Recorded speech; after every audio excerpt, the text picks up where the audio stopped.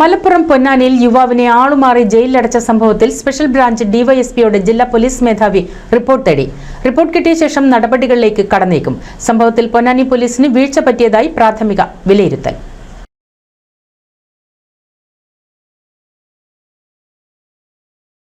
ജീവനാംശം നൽകുന്നില്ലെന്ന ഭാര്യയുടെ പരാതിയിൽ വടക്കേപ്പുറത്ത് അബൂബക്കറിനെ അറസ്റ്റ് ചെയ്യാൻ തിരൂർ കുടുംബ കോടതി ഉത്തരവിട്ടിരുന്നു.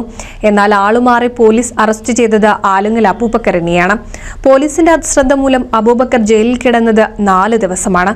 ഇതിനെതിരെ അബൂബക്കറിന്റെ കുടുംബം കോടതിയെ സമീപിക്കാൻ ഒരുങ്ങുകയാണ്.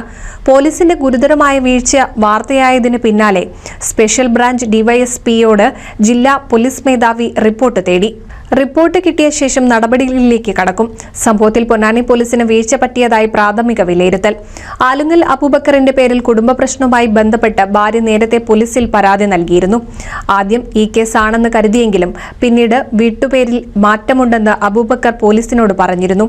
പക്ഷേ പോലീസ് ഇത് കേൾക്കാതെ അറസ്റ്റ് ചെയ്യുകയായിരുന്നു. NCV news, Ponnani.